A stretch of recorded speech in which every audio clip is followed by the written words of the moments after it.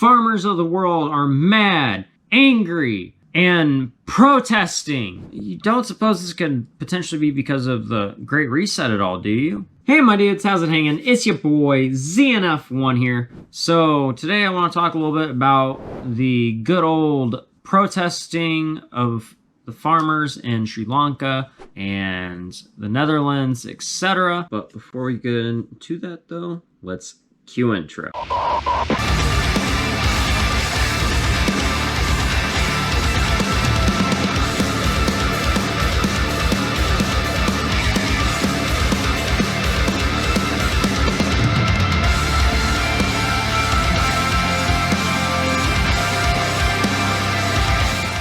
Those of you that don't know, the Great Reset is a term often used by those who either hosted or heavily supported the World Economic Forum event in 2020, where they happen to say things like, you'll own nothing and be happy about it, while also, supporting a globalist agenda and a new world order, as they put it.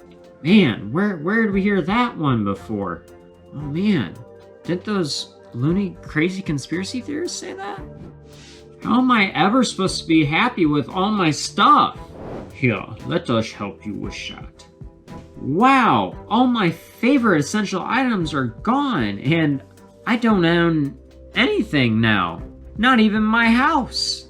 I'm so happy now that I don't own anything and you control all of it, WEF. Thank you so much. It's exactly how you said I'd feel.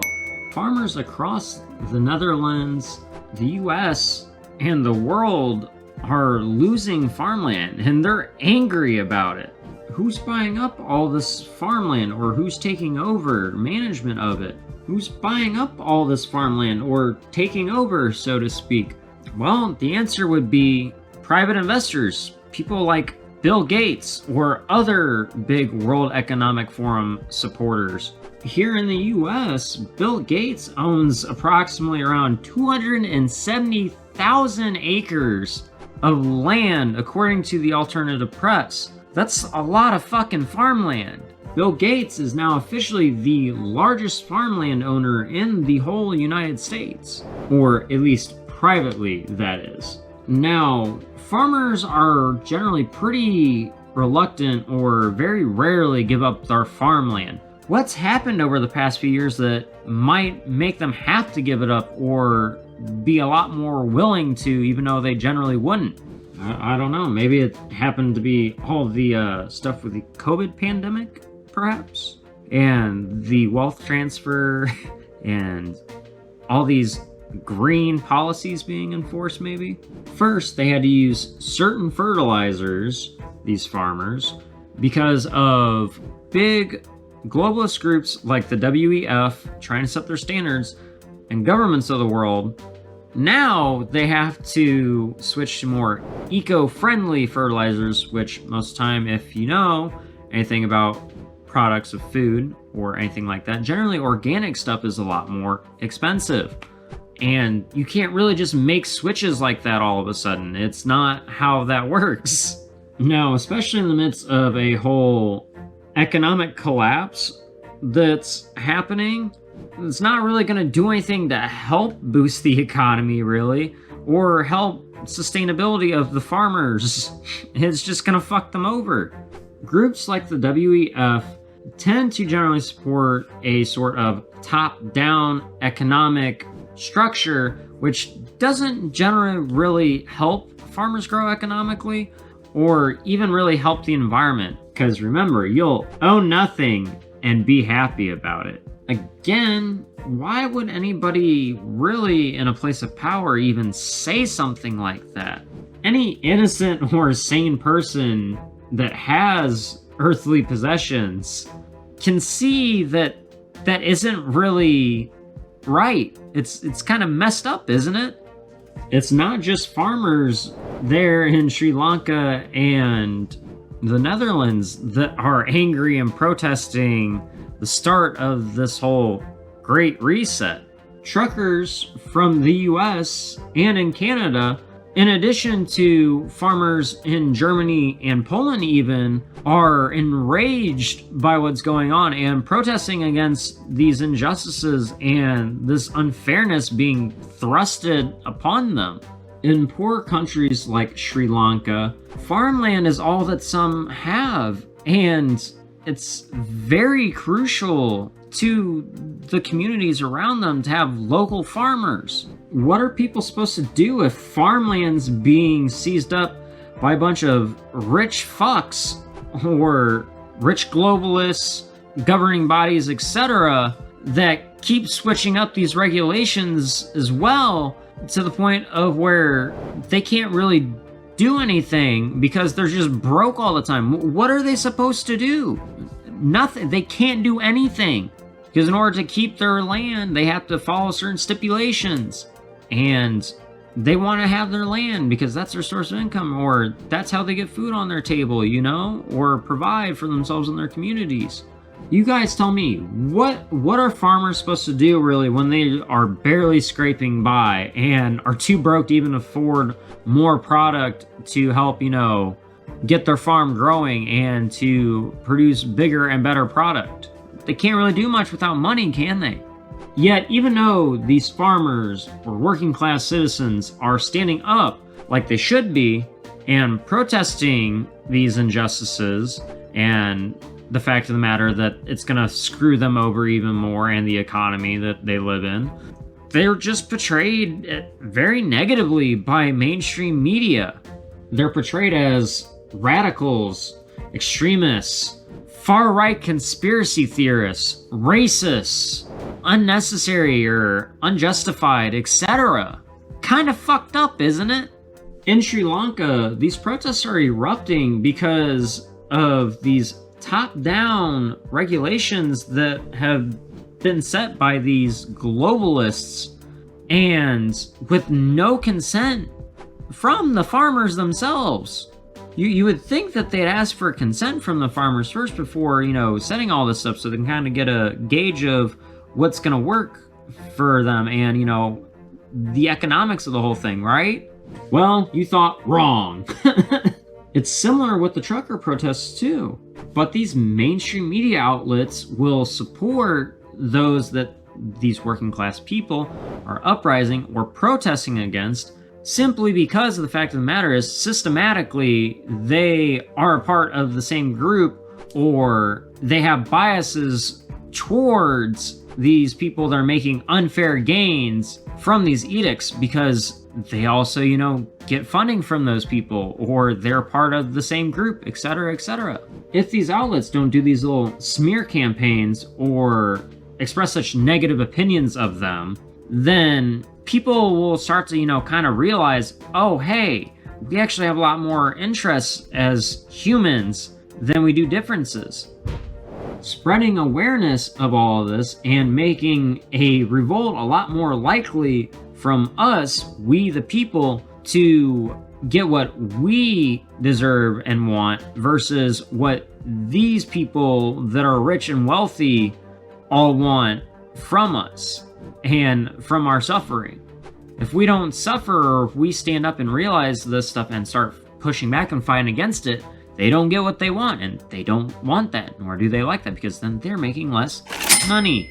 These are happening because people in positions of power who are at the top are making regulations and rules and doing things to just fuck everybody else over, and especially the working class. They're trying to, you know, make more of a divide, because what does that mean? It means those at the top get more money. Meanwhile, you know, those that got separated at the bottom, they get less. It's to make them richer and us poorer. People's needs aren't being heard, nor are they really being met at all.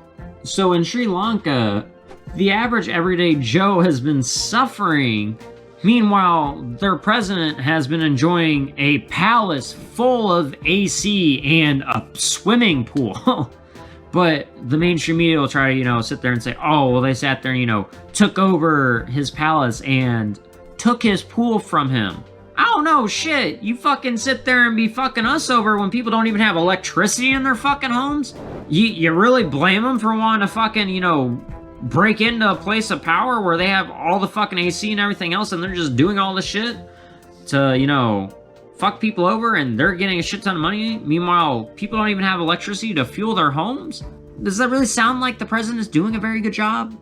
Not only do they not have electricity, but one of their biggest industries, farming, is getting completely fucked over because of the fact of the matter that these dumb motherfuckers want to sit here and, you know, be like, oh, well, in order to make the environment better, we need to ban artificial fertilizers, and you guys only can use organic fertilizers, which are generally probably more expensive. So, fuck you. How is banning artificial fertilizers, which help to enable livelihood in farming, going to really help the economy when they're fucked over and they can't afford these other fertilizers? Now, I personally am all for green things, you know, solar power, wind power, hydroelectricity, etc., you know, reducing our carbon footprints, all that stuff, recycling. I'm all for that. But in the way that things have been done, you can't just sit here and sporadically make a sudden switch over to organic fertilizers when you've been using artificial ones for so long. Like, it's gonna have an effect on the land, for one, but two, it's really gonna fuck over the economy. Like, it's gonna fuck up the economics of farming, and it's gonna make it really shitty. Destroying one of the biggest industries in that whole country. No, not at all. Fuck these farmers, man. These redneck hillbilly fucking redneck sons of bitches. They've never served a purpose for us. Not one bit. Now, given our societies today, which do you guys think would be cheaper? Chemical fertilizers or organic fertilizers? As fucked up as that may seem, natural fertilizers are actually more expensive. The artificial ones are way cheaper. Now, with these changes that the WEF and their buddies in the governments across the world are implementing, or trying to at least, it's generally under the guise of, you know, oh, it's for convenience or for your security to benefit you guys, the consumers, which kind of really fucked up to think that you are thought of consumers, not guests or people. That means they think of you for the monetary value generally. That's what that implies. But these regulations, time and time again, including the ones going on now, have proven that they aren't really to help the everyday people, really. It's more to help those with money and power versus the everyday Joe. So with this whole issue of the farming edicts, they've been putting those regulations in place under the guise of it's going to, you know, make things better and promote organic farming, which I'm all for organic farming. But while they're doing that, what they're doing is they are economically fucking over the farmers and making them bankrupt and just fucking over the economy as a whole. Overall, they are fucking over everyday people like me and you more than they are actually helping us. And it's proving that. Hence why people are fucking, you know, breaking into a palace in freaking Sri Lanka to sit there and, you know, just get some freaking cold air or to experience something cool like fucking pool water, man. And also, you know, having them do things like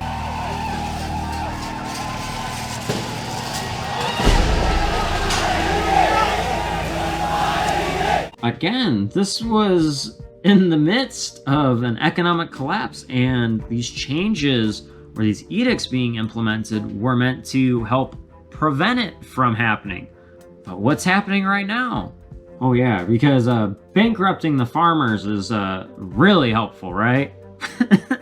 Go look at people like Vandana Shiva and others who have made plans to help prevent stuff like this from happening. They're really fucking cool and have great minds as to what all is going on and what needs to be done in order to help. They're just all around human, you feel me? And it's awesome to see them be like that. But that's enough about what I think, though, my dudes. What do you guys think? My new viewers, beloved members of this tribe, new fans, etc. Feel free to let me know what you guys think in the comment section down below. Is it really fair to these farmers that, all these regulations are being made, which are making them have to pay more money that they already don't have in order to, make things more green, as they, say in all of the news, WEF, etc., etc. Either way, nonetheless, people are tired of shit and they ain't taking it no more, man. They're standing up. But if you did make it to the end of this video, go ahead and leave the word uprising in the comment section down below. Let me know that you guys made it all the way here and are a part of the 100% club. Please, as usual though, don't forget to, like, share, comment, and subscribe. Really does mean a lot to me whenever you guys do this, and helps show me while you're enjoying what I'm putting out there for you, in addition to, getting these messages out there to let people know it's okay to question these systems and to have a bit more knowledge on what's going on in the world around them or in these systems that we are all a part of. But until next time, though, my dudes, please don't forget to, live long and prosper, take care and peace, and keep it 1,000,000% real. I'll see you guys on the flip side.